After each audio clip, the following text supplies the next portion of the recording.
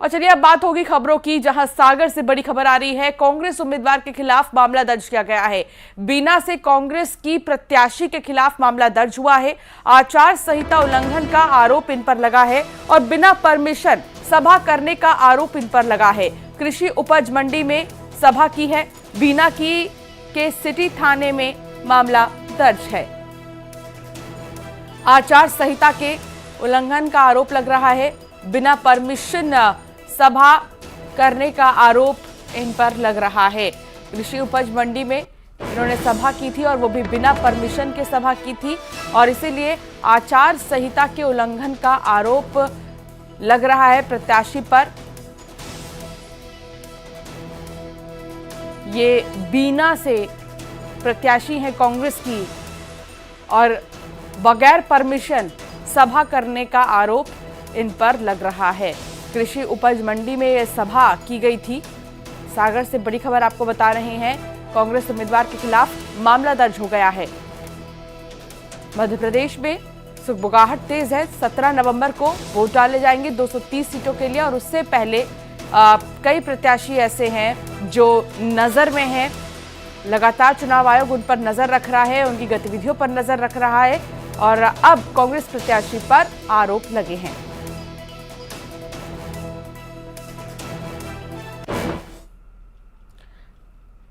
मध्य प्रदेश विधानसभा चुनाव मतदान की तारीख नजदीक आने के साथ ही जुबानी हमले भी तेज होते जा रहे हैं। सीधी जिले चुरहट विधानसभा सीट से आम आदमी पार्टी के प्रत्याशी ने विवादित बयान दे दिया है। उन्होंने बीजेपी की छाती में लात मारकर फाड़ने की बात कह दी है। इसका वीडियो अब सोशल मीडिया पर वायरल हो रहा है। यहां अनिंद्र मिश्रा राजन आम आदमी पार्टी से विधानसभा चुनाव के प्रत्याशी हैं। चुनावी रैली को संबोधित करते समय उन्होंने कहा, बीजेपी के लिए आपत्तिजनक शब्द, जिसके बाद अब इसकी चौतरफा निंदा हो रही है।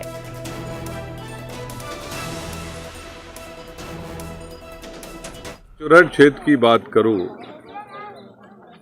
तो और उम्मीदवारों की लड़ाई है दूसरे, तीसरे, चौथे स्थान के लिए। और उसके अलावा मैं क्या कहूं? दूसरे तीसरे के लिए जो हो, चाहे भाजपा हो चाहे झाड़ू हो। जहां दिल्ली में सभी पार्टियों का दिल है, वहां से सफाई हुई को 12 साल हो गए। पंजाब में सबका पेट भरने वाला, पूरे हिंदुस्तान का पेट भरने वाला पंजाब, उसमें अब आम आदमी पार्टी की सरकार है। ऐसे ही अब मध्य प्रदेश की बारी है। मध्य प्रदेश में ऐसा झाड़ू फिरेगा, इन दोनों पार्टियों वाले देखते ही रह जाएंगे जिस दिन रिजल्ट होगा। बहुत और अब बात होगी तूफानी प्रचार की। मुख्यमंत्री शिवराज सिंह चौहान के तूफानी प्रचार की। कई विधानसभाओं में सीएम की सभा होगी। अनूपपुर, मंडला, बालाघाट में सभा करेंगे। जबलपुर की सिहोरा में भी वो जनसभा करेंगे। तो आज मुख्यमंत्री शिवराज सिंह चौहान की सभा है, अलग अलग जगहों पर जनसभा। एक तो आज खास मौका धनतेरस का और दूसरी तरफ आज कई चेहरे आपको अलग अलग जगहों पर नजर आएंगे, चाहे वो कांग्रेस पार्टी हो, चाहे वो बीजेपी हो, आम आदमी पार्टी हो। ये तमाम राजनीतिक दल लगातार सभाएं कर रहे हैं और ऐसे में सबसे बड़ी बात की 17 नवंबर ज्यादा दूर नहीं है वो दिन। 17 नवंबर को 230 सीटों पर वोट डाले जाने हैं। मध्य प्रदेश की 230 विधानसभा सीटें, जहां कई हजार प्रत्याशियों की किस्मत दांव पर लगेगी। कांग्रेस ने चुनाव में ताकत झोंक दी है। राहुल गांधी और सतना बड़वानी में सभा करेंगे। बड़वानी के राजपुर में राहुल की सभा होगी। कमलनाथ आज खंडवा में जनसभा करेंगे। तो राहुल गांधी और कमलनाथ दोनों ही आज जनसभा करेंगे। पूरी ताकत झोंक दी गई है। राहुल गांधी एक तरफ जहां सतना और बड़वानी में मौजूद रहेंगे, तो दूसरी तरफ कमलनाथ भी आज खंडवा में जनसभा को संबोधित करेंगे।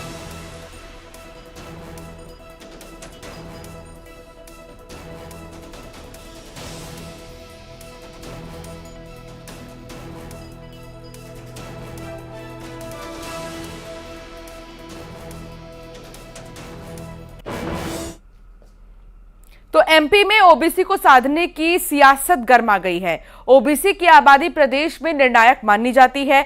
ऐसे में आरोप प्रत्यारोप के दौर भी चल रहे हैं।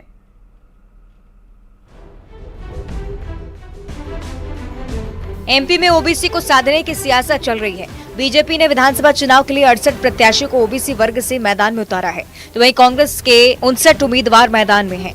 माना यह जा रहा है कि प्रदेश में 50% आबादी ओबीसी की है। ऐसे में ओबीसी आरक्षण के साथ जातिगत जनगणना का मुद्दा भी गर्मा गया है। कांग्रेस ने ओबीसी को 27% आरक्षण देने की बात कही है। साथ ही बीजेपी पर वोट बैंक की राजनीति करने के आरोप लगाए हैं।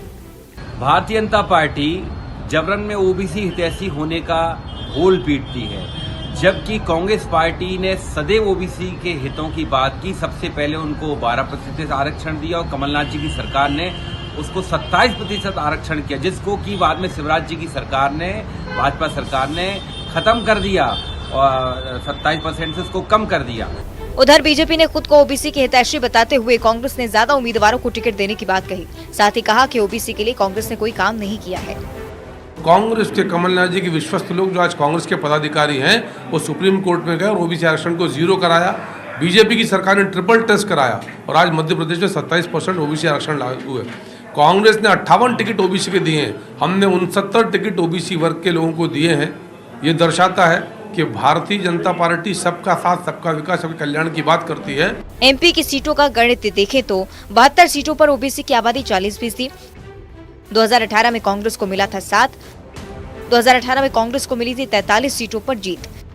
2018 में बीजेपी के खाते में सिर्फ 25 सीटें। लिहाजा सत्ता की चाबी को हासिल करने के लिए कांग्रेस और बीजेपी ने ओबीसी को साधने की जुगत जरूर लगाई है, लेकिन ये वर्ग किसका साथ देता है, ये आने वाले वक्त में साफ हो जाएगा। तो मंडला में मतदान का प्रतिशत बढ़ाने के लिए दीपोत्सव मनाया गया। मां नर्मदा के किनारे रपटा घाट पर दीपोत्सव मनाया गया है। दीपोत्सव की थीम आओ दीप जलाएं, मतदान की अलग जगाएं थीम रखा गया है। मतदान के लिए लोगों को शपथ भी दिलाई गई है। इस दौरान 11,000 दीप जलाए गए हैं। तस्वीरें देखिए आप, यहाँ पर 11,000 दीप जलाकर मतदान के लिए जागरूकता फैलाई गई है लोगों के बीच कि ज्यादा से ज्यादा मतदान करें। और देखिए बहुत ही खूबसूरत मैसेज भी इस दीप के जरिए यहाँ पर लिखा गया है।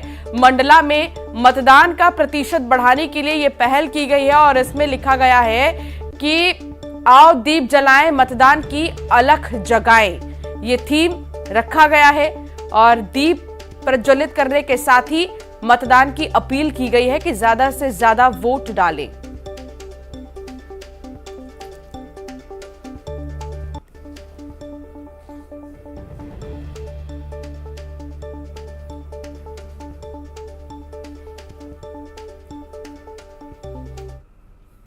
और सागर में पुलिसकर्मी ने बीच चौराहे पर आत्मदाह की कोशिश की है। गौर मूर्ति के सामने पुलिसकर्मी ने खुद पर पेट्रोल छिड़ककर आग लगाने की कोशिश की, लेकिन लोगों ने उसे बचा लिया। पुलिस वाले ने विधायक लारिया पर प्रताड़ित करने के आरोप लगाए हैं और कई बार आवेदन देने पर भी कार्रवाई न होने से परेशान होने की बात कही है।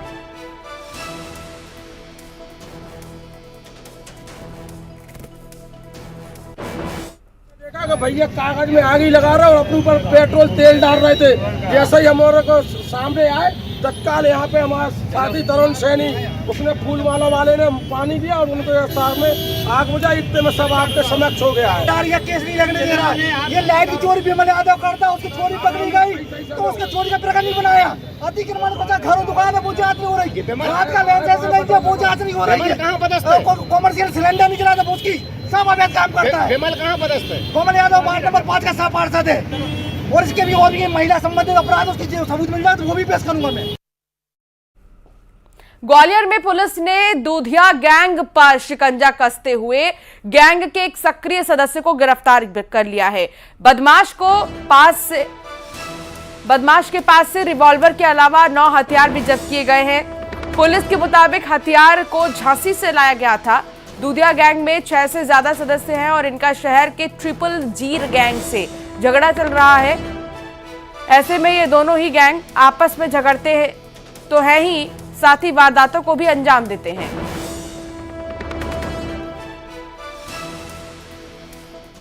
क्राइम के टीम के सदस्यों ने मुखबिर की सूचना के आधार पर एक संदिग्ध को हिरासत में लिया।